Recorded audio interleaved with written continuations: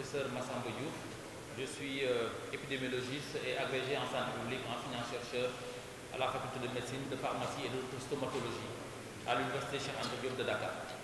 Voilà, à la suite de mon maître, le professeur Lamine Gueye, coordonnateur de l'unité d'alerte et de prévention épidémiologique, je voudrais saluer toute l'assistance présente, les membres du comité d'organisation, monsieur le coordonnateur général, le secrétaire général, monsieur le président de la commission culture et communication et les autres qui l'accompagnent dans ce travail.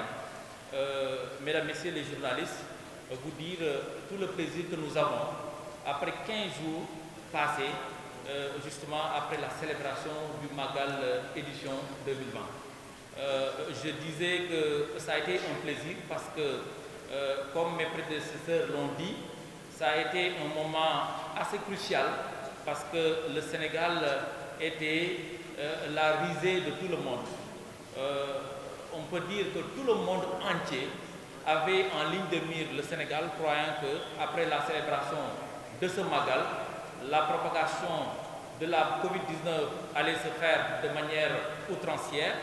Et j'avoue que tous ceux qui pensaient à cela n'avaient pas totalement tort, pour la seule et simple raison qu'en général, des événements qui occasionnent un rassemblement massif pouvaient, ou le plus souvent, étaient sujets à une propagation importante de la maladie à Covid-19. On se rappelle du rassemblement de Mulhouse, on se rappelle également de ce qui s'est passé dans certains stades de football, où après ces événements, la maladie s'est propagée de manière très importante.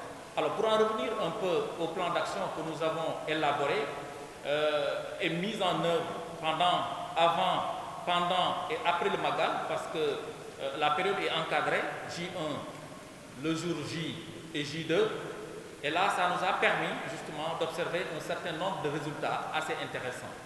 Le plan d'action était articulé essentiellement autour de 7 axes stratégiques, le professeur Lamine l'avait dit, et le premier axe le plus important, c'était la réduction, voire l'élimination du risque de transmission de la Covid-19 au niveau des lieux saints. Et lieux saints, entendez les mosquées, entendez les mausolées, etc.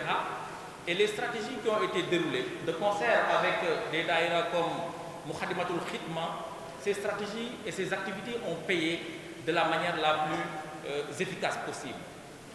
Il s'agissait principalement de développer des mesures et des gestes barrières, et pour cela, des masques et des gels désinfectants ont été distribués de manière aussi très large avec le comité d'organisation, avec l'unité d'alerte et de prévention épidémiologique, mais également avec les autres bonnes volontés qui, sentant le ndigal du Khalif, se sont évertués à chercher ces produits pour distribuer.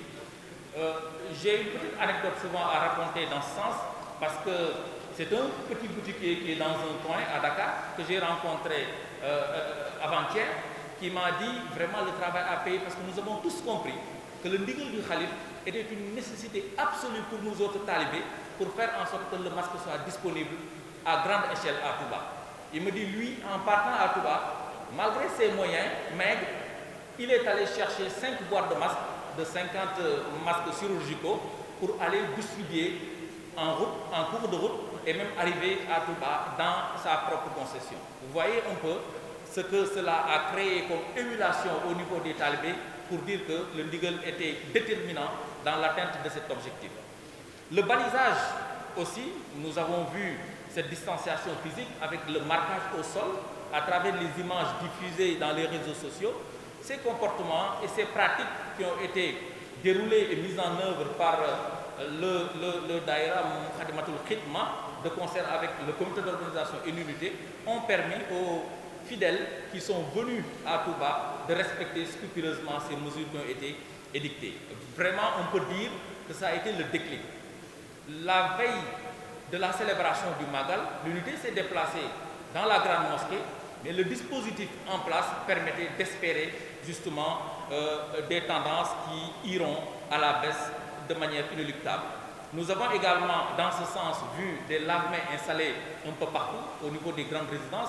Je pense que les lave-mains continuent toujours à exister au niveau de l'entrée de certains bâtiments, de l'entrée de certaines concessions, mais également au niveau de la grande mosquée.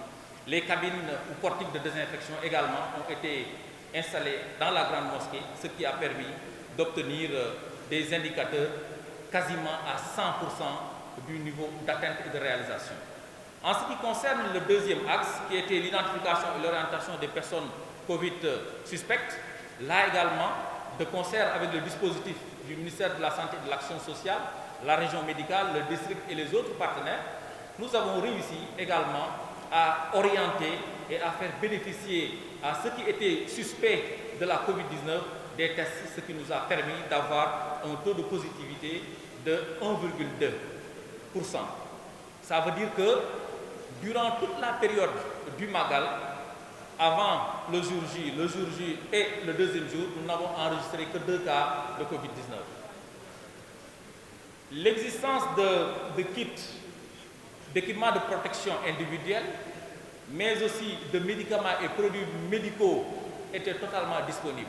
Les indicateurs ont également affiché un niveau d'atteinte de 100%.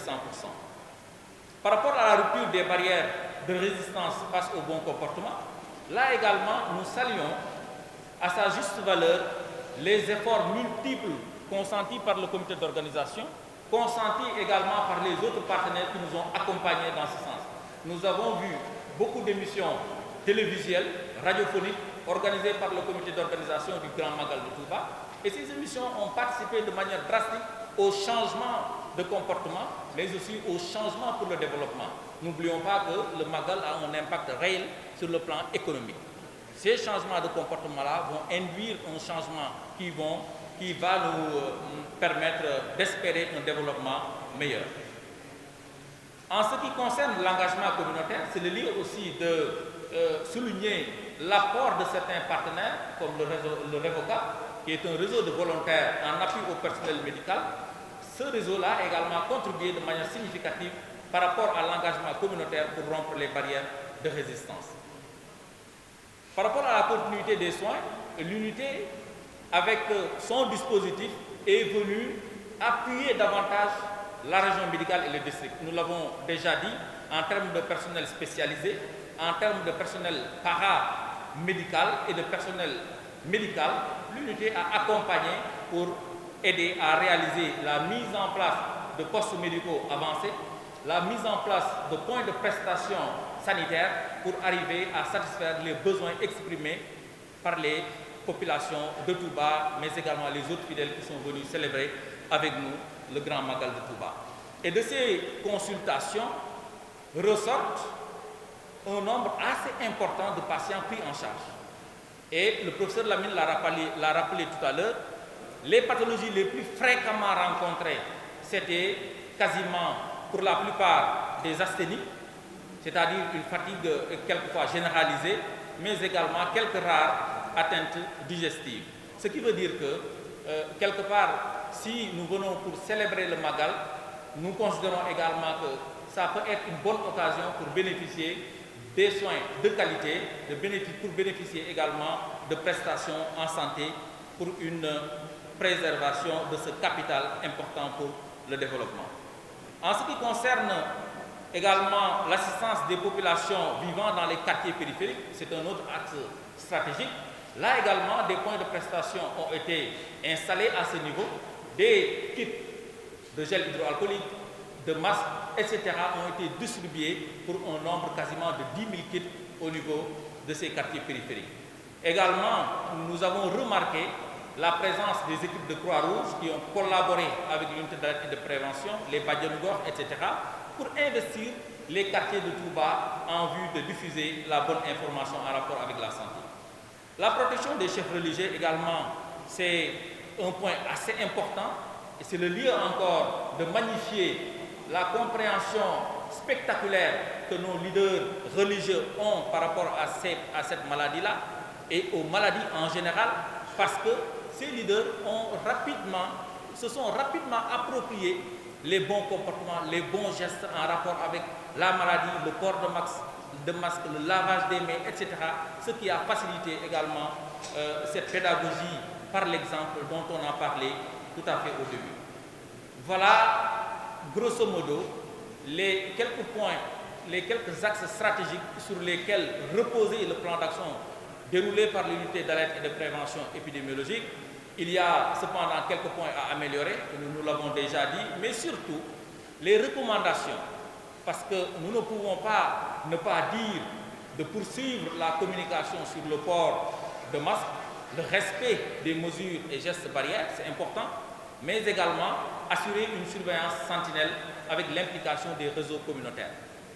La maladie n'est pas encore définitivement partie. Il nous faut davantage rester vigilants pour enfin l'endiguer de manière définitive au Sénégal et également le monde. Le dernier élément ou la dernière recommandation sur laquelle nous aimerions finir, c'est qu'il faudrait qu'on continue à rappeler le ndigal important qui reste davantage contemporain, ce ndigal du Khalife général des Mourides relatif au port de masque. Il nous faut absolument être en phase et de manière continue par rapport à ce ndigal-là, parce que comme je l'ai dit tantôt, la maladie n'est pas encore finie. On doit continuer à apprendre à vivre avec ce virus, et donc le ndigal était pour nous un facteur important sur lequel nous pouvons nous baser pour inverser les tendances. Un petit mot sur les graphiques que vous avez dû recevoir, parce que je pense que le chargé de com va partager le document. Nous avons cherché à analyser sur le plan statistique l'évolution de la pandémie au Sénégal 15 jours avant et 15 jours après le Magal, histoire de laisser passer ces périodes d'incubation dont on a parlé, mais également permettre à tous ceux qui le souhaitent d'apprécier de manière objective les résultats qui ont été obtenus. Dans ces résultats, je dirais que les activités de l'unité ont également contribué, les activités du comité d'organisation ont également contribué, mais il y a un facteur peut-être exogène à toutes ces organisations-là que nous n'arrivons pas à analyser, peut-être que les recherches futures vont contribuer à l'appréhender davantage, mais il y a quand même, quoi qu'on dise, un facteur qui pourrait peut-être expliquer cette tendance baissière qui continue, parce que, je vous l'ai dit à l'entame de mon propos, les moments de rassemblement étaient des occasions justement pour que la maladie se propage. Ça ne s'est pas passé exactement comme ça à Touba. C'est vrai, toute la communauté s'est mobilisée pour faire face, ça a apporté ses résultats, certes, mais il y a également la baraka de Dieu, la baraka de Cheikh Ahmadou Bamba, certainement, qui est un facteur déterminant pour inverser les tendances. Nous avons cherché également à voir les courbes d'évolution à Diourbel, 15 jours avant, 15 jours après, et les courbes d'évolution au niveau national, 15 jours avant et 15 jours après. Et au total, ce que nous avons remarqué, c'est qu'on ne pourrait jamais imputer une quelconque évolution de la maladie actuellement ou dans le futur à l'organisation, en tout cas, du Magal édition 2020. Vraiment, pour finir, je voudrais le dire avec insistance, et je le dis encore solennellement, le Magal n'a jamais été, en dépit des considérations que les uns et les autres avaient au départ, le Magal ne peut en aucune manière constituer un risque de propagation de la Covid-19 au Sénégal ou à travers le monde, d'autant plus que les fidèles peuvent venir de partout.